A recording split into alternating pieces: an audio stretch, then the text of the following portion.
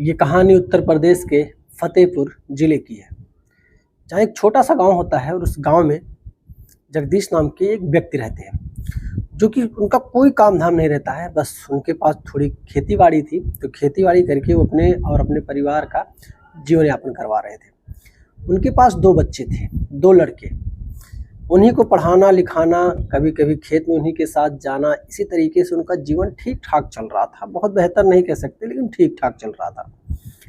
फिर जगदीश जी के मन में ये ख्याल आया कि आखिर कब तक मैं मेहनत मजदूरी कर रहा हूँ, कल को मेरे बेटे भी यही करेंगे, तो मैं नहीं चाहता कि मेरे बेटे लोग भी यही मेहनत मजदूरी करें, इसलिए इनके भविष्य के लिए मुझे कुछ बेहतर करना चाहिए। उन्होंने अपने छोटे बच्चे से कहा, बेटा देखो, तुम्हारी अभी एज है, उम्र है, पढ़ने लिखने चाहो तो पढ़ लिख सकते हो, मैं पूरा सपोर्ट करूँगा, कितना भी मेहनत करना पड़ेगा मैं मेहनत करूँगा, दिन रात मेहनत करूँगा, तुम पढ़ो। छोटा बेटा निकल जाता है तैयारी करने के लिए। तकरीबन 6-7 साल तैयारी वो करता है, तैयारियाँ उसकी चलती है, और किसी छोटे चीज़ का तैयारी नहीं, सीधा यूपीएससी क्लियर करने की तैयारी कर रहा था। यानी कि उसका सपना था या तो डीएम बने, या तो कोई एसपी बने, या कोई अधिकारी बने, लेकिन बनना है उसको, बस उसका मेन लक्ष्य यही था। इधर गांव में अक्सर कुछ ना कुछ मामले चलते ही रहते हैं, यहाँ तक आपको पता भी होगा। होता ये है कि गांव में इधर सरपंची का चुनाव हो जाता है, यानी कि प्रधानी का चुनाव। उत्तर प्रदेश में तो ज़्यादातर लोग प्रधानी का चुनाव कहते हैं कि प्रधान का चुनाव आ गया, और इधर राजस्थान हरियाणा वगैरह में तो सरपंच के नाम से ही जानते हैं। तो प्रधानी का चुनाव आ गया इधर उत्तर प्रदेश में, तो बहुत रंग से चलने लगा। क्योंकि आप लोगों को पता होगा, इधर जब प्रधानी का चुनाव आता है तो ऐसा लगता है कि जैसे मानो कि लोकसभा का इलेक्शन पड़ना शुरू हो गया हो। इतना भयंकर, सिर्फ 4 गांव के लोग मिलकर इतना भयंकर सब कुछ रच देते हैं, रचना भाई, कि कोई बोल नहीं सकता।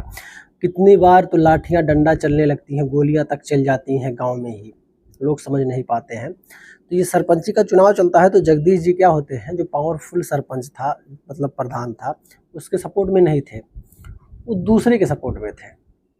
भाई अब की कोई नया चेहरा आना चाहिए। ये सरपंच जी तो बहुत पुराने हो गए, काफ़ी दिनों से तो ये है ही है, राज कर रहे हैं, तो कोई दूसरा चेहरा आना चाहिए जो कुछ काम करना चाहे। तो वो जगदीश जी उसके सपोर्ट में चले गए। इसी तरीके से चलता रहा। अब जो पहले वाले सरपंच थे, उनको ये चीज़ सुनने के बाद, देखने के बाद बड़ी गुस्सा आने लगी। अच्छा, इतना मन बढ़, ये किसान होकर इतना गुंडई कर रहा है ये मेरे सामने, इसी तरीके से सोचने लगे, और मारने पीटने का धपस भी धीरे धीरे इधर उधर से देने लगे। अब ये सूचना जगदीश जी के कानों तक आती है कि जो सरपंच हैं वो तुम्हें मारने के लिए ढूंढ रहे हैं, कभी भी पेट पाट सकते हैं, तो इसलिए बच बचा के रहना, नहीं बहुत अनर्थ हो जाएगा। तुम खुल के समर्थन कर रहे हो दूसरे वाले प्रधान का, तो इसी वजह से वो बहुत निराश है तुमसे, तो कभी कुछ भी हो सकता है। अब जगदीश जी ये चीज़ सुनने के बाद, भाई गांव के थे, किसान व्यक्ति, गुस्सा इनसे बर्दाश्त नहीं हुआ, और ये चल दिए उस प्रधान के पास, और उसके दरवाजे पे जाकर उसको तड़ंग भड़ंग उल्टी सीधी बातें कहने लगे, सुनाने लगे। वो गुस्सा हो गया भाई, वो उठा, और उठते ही एक तमाचा लगा दिया जगदीश के चेहरे पर। अब एक तमाचा लगते ही ये झंझना उठे जगदीश जी कि इतना मन बढ़। अब वहीं नोक झोंक होने लगा, लोगों ने बीच बचाव भी किया। जगदीश जी घर पे आए और ये बात किसी से नहीं बताए। चारों तरफ फैल गया मामला कि जगदीश जी को सरपंच ने जड़ दिया, एक हाथ मार दिया, ऐसा वैसा तमाम प्रकार की बातें चलनी शुरू हो गई। अब जगदीश के परिवार में जब ये चीज़ लोग पूछते थे कि तुम्हें सुना है कि सरपंच ने मार दिया, तुम कुछ बोल नहीं रहे हो, पुलिस के पास जाके कंप्लेन करो। जगदीश ने कहा, कौन बोल रहा है, सब ह्यूमर उड़ा रहे हैं, कुछ नहीं, हाथ उठाया नहीं, इतना हिम्मत होना चाहिए मेरे ऊपर हाथ उठाने के लिए। जगदीश मामले को दबा रहे थे, क्योंकि वो नहीं चाह रहे थे कि मैं कल को इस सरपंच के चक्कर में फंसूं, फिर जालसाजी करके मुझे जेल भिजवाए, तो मेरा एक बच्चा पढ़ने भी गया, उसकी पढ़ाई लिखाई भी बर्बाद हो, परिवार की भी सत्यानाशी हो, इसलिए ये बचना चाहते थे, झगड़े में पड़ना नहीं चाहते थे। इसी तरीके से मामला पूरा चलता रहा भाई। धीरे धीरे महीने गुजर गए, साल गुजर गए, मामला एकदम पुराना हो गया, किसी की जुबान पे ऐसे शब्द नहीं थे।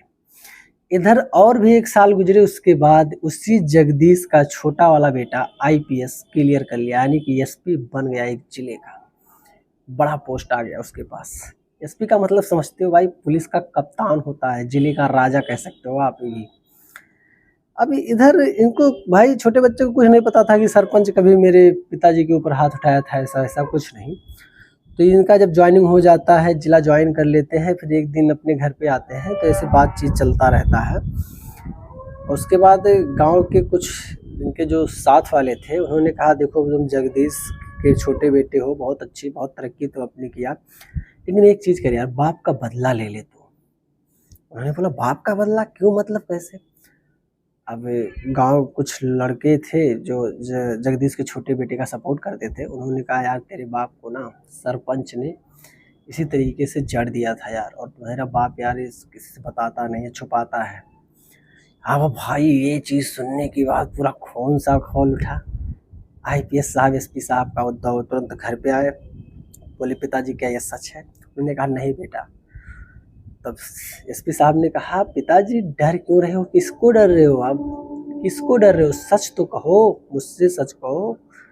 तो उन्होंने कहा हाँ बेटा इसी तरीके से मामला हुआ था, ऐसे ऐसे घटना हुआ था और ऐसे हुआ था, मैं नहीं चाहा तुम्हारी कानों तक ये बात जाए, तुम वहाँ से पढ़ाई लिखाई छोड़कर यहाँ आओ, झगड़ा कल्ला करो और फिर जेल तुम भी जाओ मैं भी जाऊँ, तुम्हारे करियर की वजह से मैं कुछ कहा नहीं।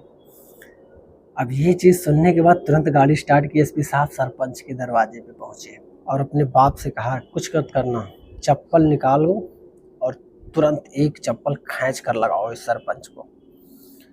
बाप डर रहा था, बोला जाने दो बेटा। उन्होंने कहा लगाओ। मूवियों जैसा फील उस समय हो रहा था, जो भी लोग वहाँ पे देख रहे थे दोस्तों। बाप ने चप्पल निकाला, जड़ते हुए सरपंच को एक तमाचा भी कसा और वार्निंग देते हुए वहाँ से आए। लेकिन दोस्तों फिर मामला गया पुलिस में, सरपंच पुलिस में गया, इसी तरीके से किसी न किसी तरीके से सुलह समझौता के आधार पर मामला सलट गया। तो आज की छोटी सी कहानी सुनाने का जो मतलब है, किसी की भावनाओं को ठेस पहुंचाना नहीं, ना किसी के बारे में कुछ कहना, बल्कि ये सच्चाई कहना है कि कभी किसी को छोटा समझ कर ना दोस्तों, किसी के ऊपर हाथ मत उठाना, किसी को गाली मत देना, किसी भी चीज़ को छोटा नहीं समझना चाहिए। वक्त सबका बदलता है, कब बदल जाए ये वक्त ही जानता है। तो वीडियो पसंद आई है तो लाइक करना, चैनल पे नए हो दोस्तों सब्सक्राइब कर लेना। मिलेंगे फिर इसी तरीके से एक बेहतरीन सी स्टोरी को लेकर, सच्ची घटना को लेकर। तब तक के लिए जय हिंद।